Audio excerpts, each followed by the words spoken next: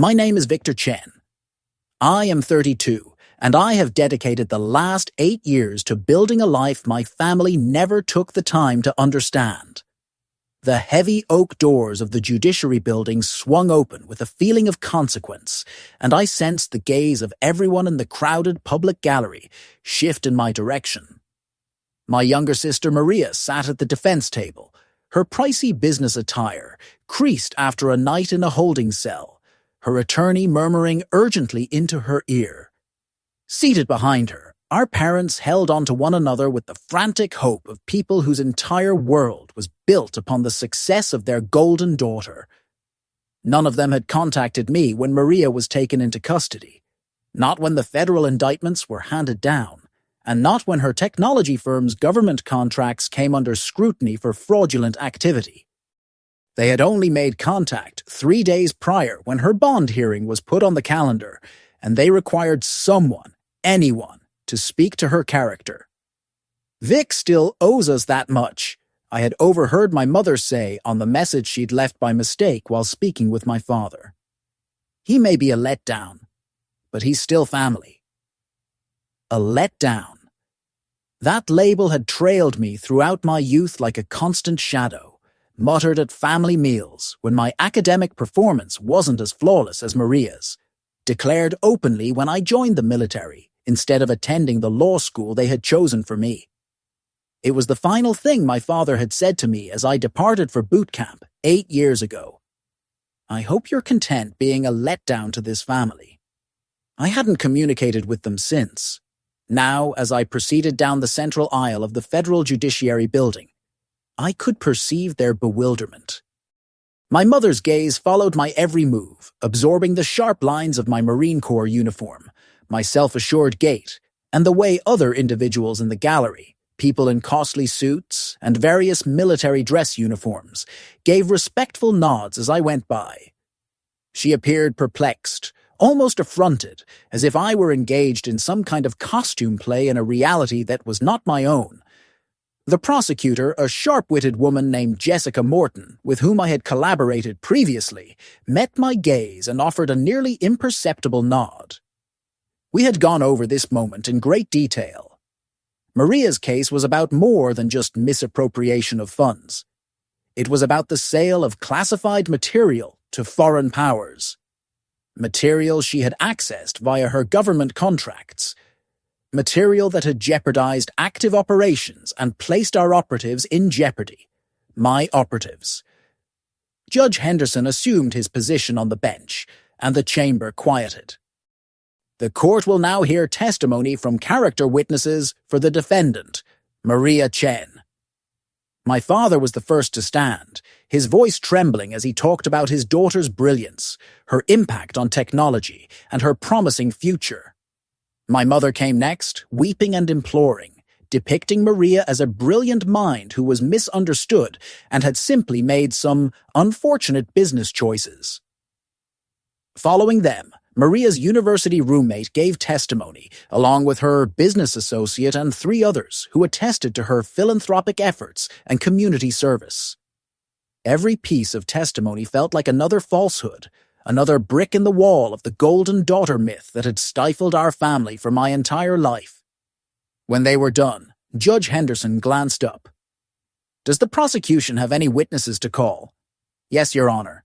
The prosecution calls Victor Chen." The ensuing silence was absolute. I saw the color leave my mother's face as she understood what was happening. My father's jaw dropped. Maria, for the first time since I had stepped into the courtroom, pivoted to look straight at me, her assured expression dissolving into pure confusion. I got to my feet and moved toward the witness stand, my hand unwavering as I rested it on the Bible and vowed to tell the truth, the whole truth, and nothing but the truth. "Please state your name and profession for the court," Morton requested. "Victor Chen. I am a lead operative with the DIA's counter-espionage unit." The statement landed in the room with tangible impact. From behind me, I registered my mother's sharp intake of breath. My father made a sound like he was choking. Maria just stared at me as if I were a complete stranger, which I suppose I was. Operative Chen, how long have you been with the agency? 8 years. I was recruited after I finished my service in naval intelligence. And what is your role at present? I head a multi-agency task force that concentrates on stopping the theft and sale of sensitive government technology to foreign powers. Morton nodded. Operative Chen, do you know the defendant? I looked straight at Maria, meeting her eyes. Yes, she is my sister. The subsequent 20 minutes were a precise navigation between classified and non-classified material. I testified about the inquiry, the months of watching her, and the proof that had culminated in Maria's arrest. I spoke in the composed, measured cadence I had mastered over years of briefing generals and agency directors.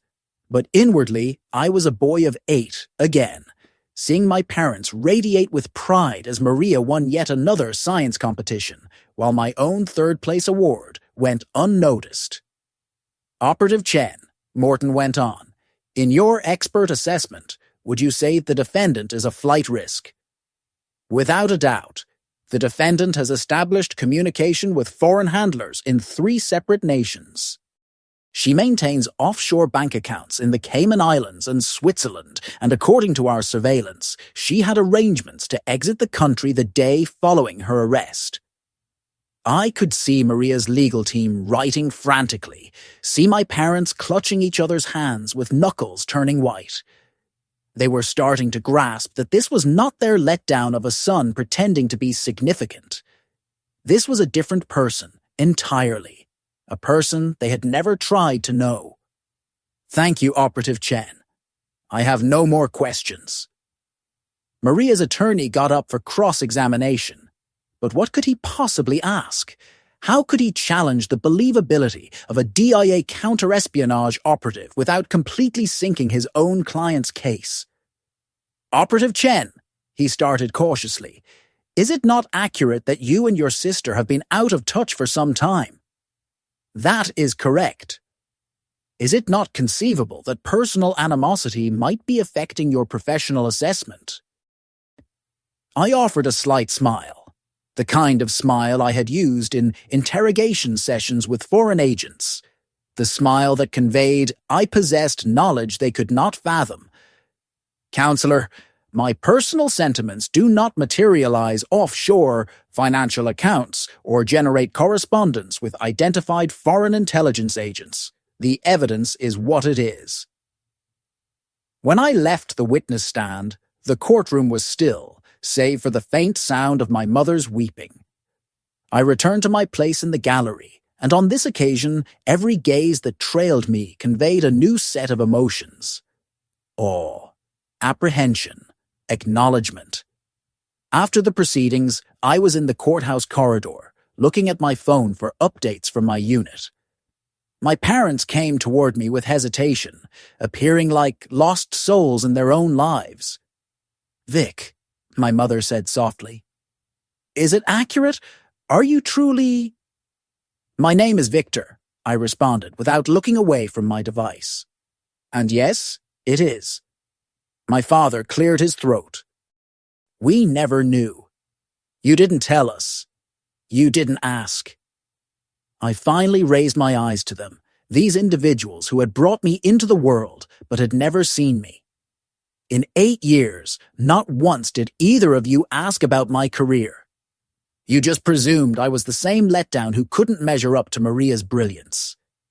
But my boy, my mother said, extending a hand, if we had realized you were so accomplished, we would have. What? Been proud of me? Loved me? I shook my head. I didn't achieve success for your approval. I achieved it in spite of you. Maria emerged then, escorted by her attorney and a pair of U.S. Marshals. Her request for bail was denied.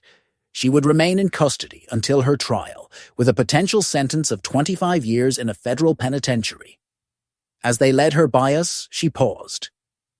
Vicky, she said, using the childhood nickname that always made me feel insignificant. You must understand I never wanted anyone to be harmed. People were harmed, Maria. Operatives were compromised. Missions were aborted. Individuals I've worked with for years had to be extracted from perilous situations due to the intelligence you sold. I moved nearer to her, close enough for my next words to be for her alone. And my name is Operative Chen. The marshals guided her away, and I witnessed my parents' universe disintegrate before my eyes. All of their beliefs about their children, about achievement, about value was all imploding around them. "Victor," my father said, his voice fractured. "I am sorry. We are both so sorry. We were mistaken about you." I examined his face, searching for an expression I had longed to see for 32 years. But apologies given only under duress are not genuine apologies. "I know you are," I replied softly. "But being sorry doesn't undo 8 years of no contact. Sorry doesn't wipe away 32 years of being told I was inadequate." My phone vibrated. A message from my superior. "Excellent work on the Chen file. Report to Langley tomorrow for the briefing with the NSA." Another session in the command center, another debriefing for the people who guide policy at the nation's highest levels. Just another day in the existence my family had never bothered to inquire about. I gave my parents one final look. These strangers who had given me life but had never truly perceived me. "I have a plane to catch," I stated. "Look after yourselves." As I turned to leave, I heard my mother call, "Will we?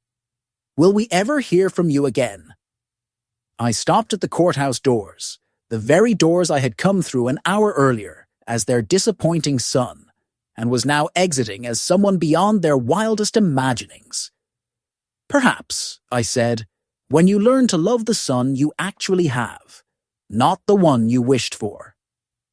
The crisp autumn air met me as I went outside, and for the first time in what felt like an eternity, I took a full, deep breath. Behind me, the courthouse contained the wreckage of my sister's future and my parents' misguided beliefs. In front of me, a vehicle was waiting to drive me to the airport, and then back to Virginia. Back to the work that had meaning, back to the existence I had forged for myself, one mission at a time. My phone began to ring. It was my deputy with a status report on our next assignment. As I took the call, I saw my reflection in the building's glass facade.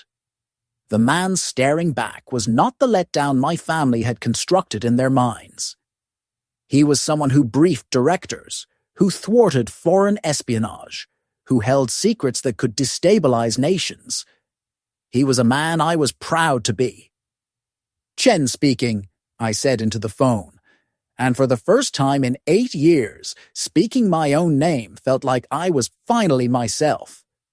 The courthouse shrank in the rearview mirror as the car sped off, carrying away the last vestiges of the boy who had once yearned for his family's acceptance. In his place sat a man who had discovered that the most effective form of retribution was not to ruin those who had belittled him. It was to become so remarkable that their disregard said more about them than it ever did about him. "My name is Victor Chen. I'm 32 years old and I am no one's letdown anymore,"